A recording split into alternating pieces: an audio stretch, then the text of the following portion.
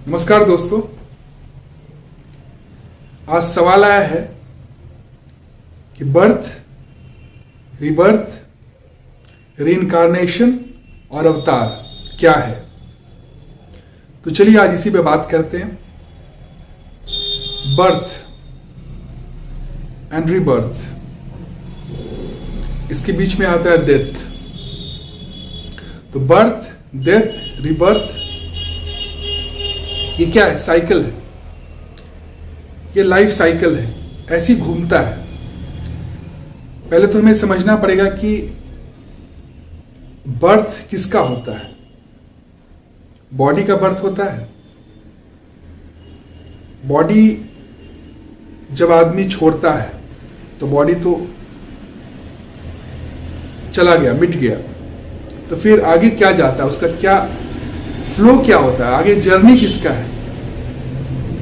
तो हमें समझना होगा कि हम हैं क्या एक्चुअली। तो जो हम लोग देखते हैं ये बॉडी, नेम्स एंड फॉर्म्स, हम लोग एक्चुअली तीन चीज से बने हुए हैं। ये जो बॉडी है, बॉडी के साथ क्या है? पहले तो कॉन्शियसनेस है, जो कि प्लेटफॉर्म, जो बैकग्राउंड ऑफ एवरीथिंग, कॉन्शियसनेस। उसके बाद आता है माइंड, उसी का जो इंप्रेशन है माइंड, और उसके बाद बॉडी। तो कॉन्शियसनेस तो बैकग्राउंड है, उसी के ऊपर आता है माइंड, माइंड से जो है बॉडी। तो कॉन्शियसनेस का लेवल, अवेयरनेस चेक करना, तो उसका माइंड का स्टेट देखना होगा कि कौन सा माइंड अवेयरनेस कहां तक पहुंचा है उसका। तो जो स्टेट ऑफ माइंड होगा, अवेयरनेस होगा, वही वो उस फॉर्म में ही वो रह सकता है। जैसे आप जानवर का जो आप चेतना देखोगे तो उसका स्टेट ऑफ माइंड क्या रहेगा? उसका स्टेट ऑफ माइंड आदमी से बहुत भिन्न है। आदमी का स्टेट ऑफ माइंड अलग है, जानवर का बहुत अलग है। तो ये स्टेट ऑफ माइंड का जो है ना, बढ़ाव और घटाव ही आदमी का चेतना को बढ़ाता है और घटाता है। और उसी के अकॉर्डिंग जो है नेक्स्ट बर्थ जो मिलता है, रीबर्थ होता है, उसी के अकॉर्डिंग होता है। जैसे कोई आदमी मरा, कोई आदमी किसी का डेथ हुआ, तो उस स्टेट में उसका माइंड क्या था, क्या स्टेट अवेयरनेस है उसका, उसके अनुसार ही उसको नेक्स्ट बॉडी मिलेगा। जैसे कपड़ा है, कपड़ा पहने हुए हम, तो कपड़ा में फिट होने के लिए, इस कपड़े में फिट होने के लिए बॉडी जो चाहिए, वही बॉडी इसमें फिट हो सकता है, दूसरा बॉडी फिट नहीं हो सकता है। तो उसी तरह जो भी बॉडी, फिजिकल बॉडी आप देखते हो, जी बहुत सारे बॉडी है दुनिया में, तो जो बॉडी है उसमें फिट होने के लिए उसी तरह का माइंड होना जरूरी है।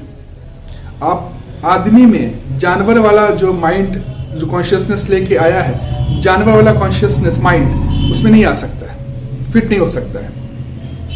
या आदमी का जो माइंड लेके, आदमी का जो माइंड है वो फिर जानवर में फिट नहीं हो सकता है।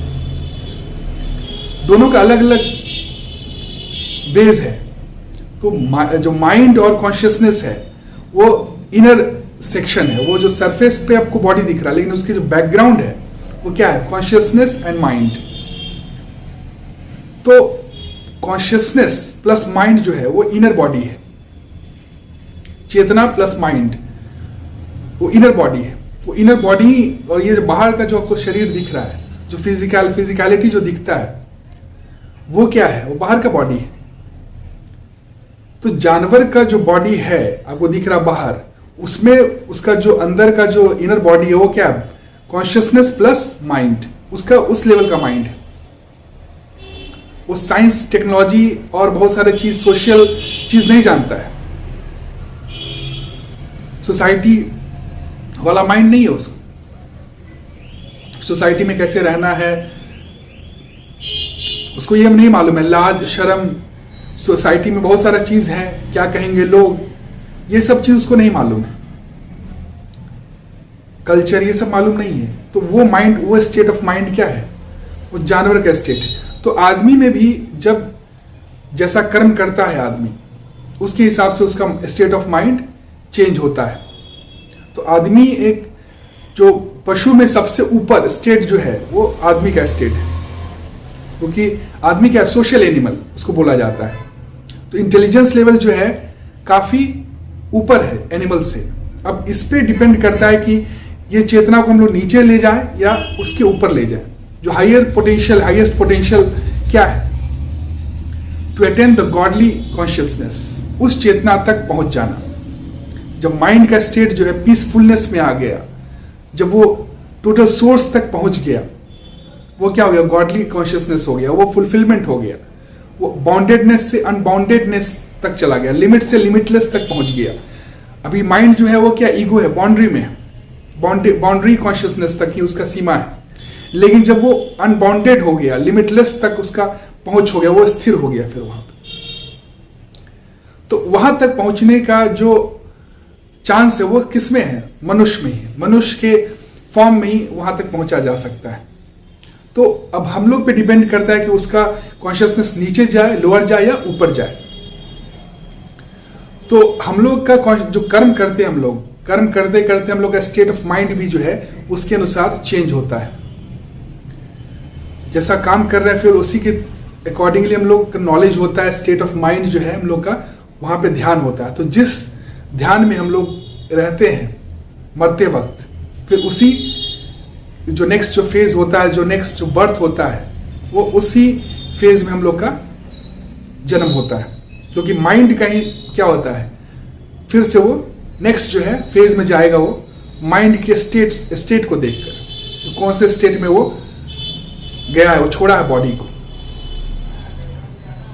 तो ये बात आता है कि फिर वो मेमोरी में क्यों नहीं रहता, भूल क्यों जाता है आदमी? अगर दूसरे फेज में गया, दूसरे बॉडी में जाता है एक बॉडी को छोड़ के, तो उसको फिर पुराना बर्थ याद क्यों नहीं रहता है?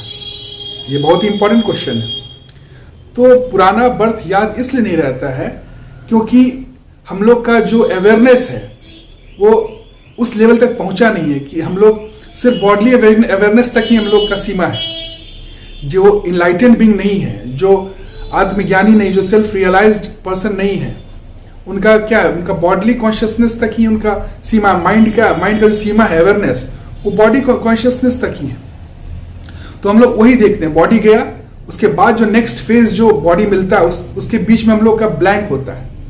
जो दौरान जो होता है उसके अकॉर्डिंगली फिर हम लोग का ब्लैंक हो जाता है, क्योंकि हम लोग का अवेयरनेस नहीं रहता। घटना तो घटती है लेकिन हम लोग को अवेयर नहीं है, हम लोग उसके बारे में अवेयरनेस नहीं, क्योंकि हम लोग का हम लोग बॉडली कॉन्शियसनेस तक ही हम लोग का जो है अवेयरनेस रह गया है, जो एनलाइटन बीइंग नहीं है। तो उससे जो नेक्स्ट बॉडी में गया फिर उसके बाद वहां से स्टार्ट होता है कि मैं ये हूं। फिर वो उसको उस बॉडी से वो समझता है कि आइडेंटिफाई करता है अपने आप को कि मैं वो। जब वो मरा, जब उसका जो पहला जो बॉडी छोड़ा और दूसरे बॉडी में गया, उसके बीच में जो फेज है उसमें वो ब्लैंक हो जाता है। जिस स्टेट में गया है वो, उस स्टेट से वो फिर दूसरे बॉडी में जब मिला उसे, उसके बीच में वो ब्लैंक रहता है, क्योंकि उसका अवेयरनेस वहां तक नहीं रीच किया है। और फिर उसका स्टार्ट होता है, फिर वहां से उसका नेक्स्ट जो जर्नी है वो स्टार्ट होता है, यात्रा जो है स्टार्ट होता है। इसीलिए हम लोग भूल जाते हैं, भूले रहते हैं। कोई भी आदमी याद नहीं कर पाता है कि पिछले जन्म में हम लोग क्या थे, कैसे थे, कौन थे, वो याद नहीं कर पाता है। क्योंकि आप देखिए कि कोई भी चीज जो आपके अवेयरनेस में नहीं है, वो आपके सामने घटना भी घटता है तो आप उसके बारे में डिक्रिप्ट नहीं कर पाते हो कि क्या है, कैसा है।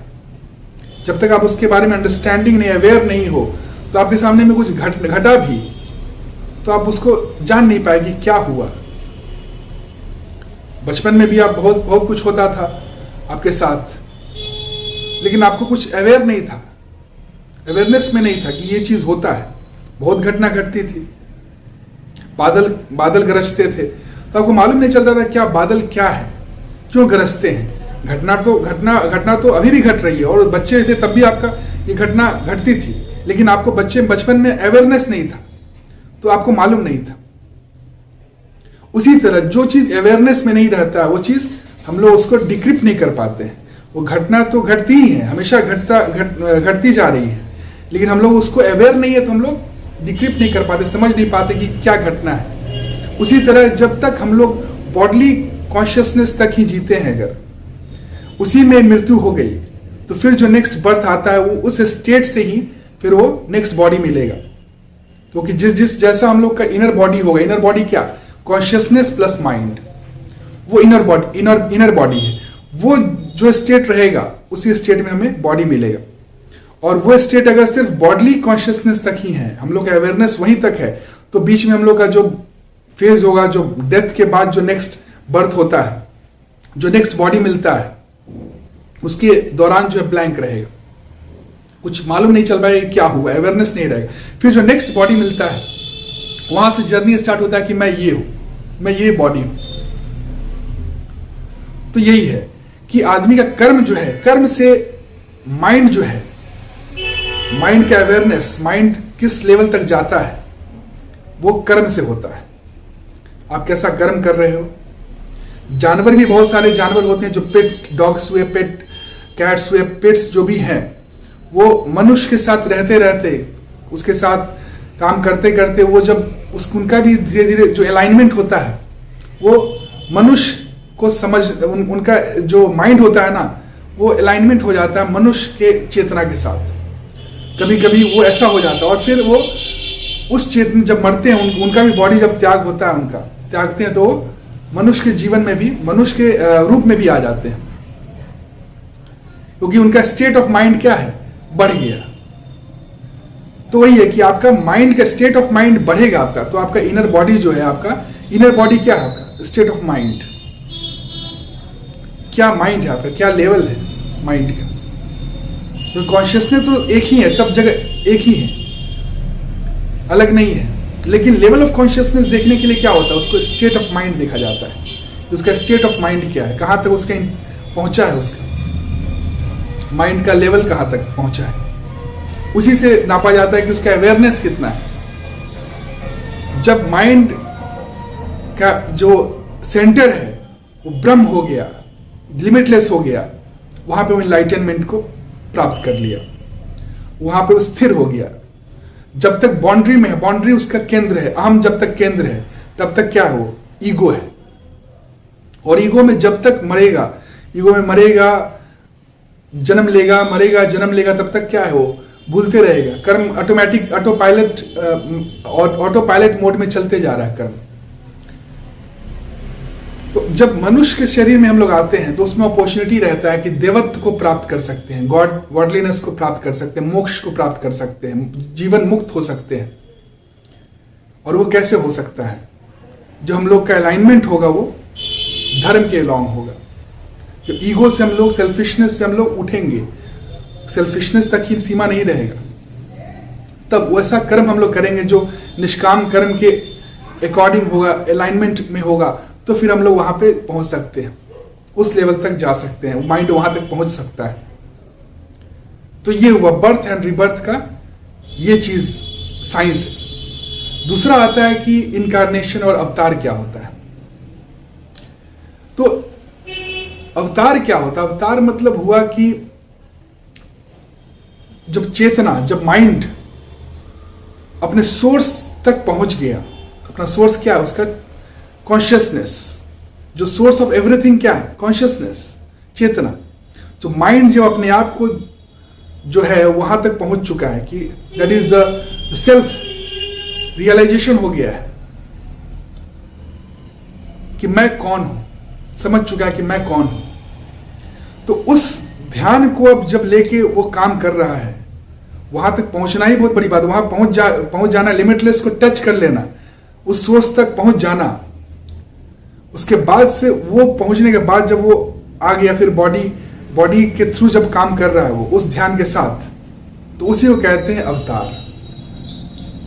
जैसे विवेकानंद हुए, रामकृष्ण परमहंस हुए, बुद्ध हुए, महावीर हुए, वो सब फिर क्या, उस चेतना अवतरण हो गया, उस चेतना को अवतरित हो गया वो बॉडी में।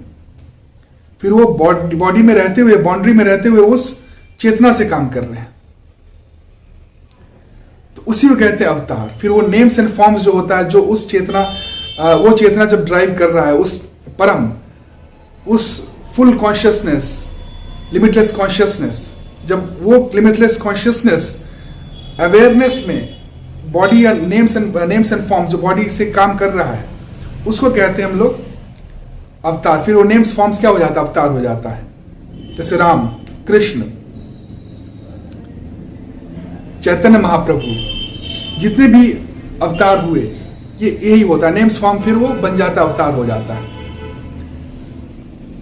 तो अवतार मतलब हुआ कि उस चेतना का अवतरण हो जाना इस बॉडी नेम्स एंड फॉर्म्स में। जब वो सेल्फ रियलाइजेशन हो गया, उसी को बोलते हैं अवतरित हो जाना, अवतार बोलते हैं उसको। जैसे कृष्ण अष्टवक्र, वो क्या हुए, वो जन्म लेते ही वो इनलाइटेंड थे। बुद्ध, विवेकानंद, ये सब क्या थे, जन्म लेते ही इनलाइटेंड नहीं हुए। वो जन्म लेने के बाद जब बहुत सारा प्रोसेस के बाद वो इनलाइटेंड हुए, बाद में हुए। लेकिन जो कृष्ण अष्टवक्र, ये सब क्या थे, वो जन्म से इनलाइटेंड हुए। ये कब होता है ऐसा, ये तब होता है, इसको कहते हैं रीइंकार्नेशन। ये कब होता है, जब आप इनलाइटेंड बीइंग अगर एक्सीडेंटल डेथ हो गया, तो एक्सीडेंटल डेथ में वो बॉडी छोड़ते वक्त निर्विकल्प समाधि तक नहीं पहुंचे। निर्विकल्प समाधि मतलब फिर वहां वापस आना नहीं है, उसका कोई विकल्प नहीं है, वो लिमिटलेस में मर्ज हो गया। तो वहां तक नहीं पहुंचे, उसके बाद फिर उनको अवतरित होना पड़ता है, फिर उनको बॉडी में आना पड़ता है। तो फिर वो जो बॉडी में जो आते हैं, वो उसी को कहते हैं हम लोग रीइनकार्नेशन। तो ऐसे बहुत सारे हुए हैं। और नॉर्मली तो जब आदमी इनलाइटेंड हो गया, तो इनलाइटेंड जब हो गया, फिर दोबारा वो जन्म लेता नहीं है, क्योंकि उसका गोल तो मिल गया उसे।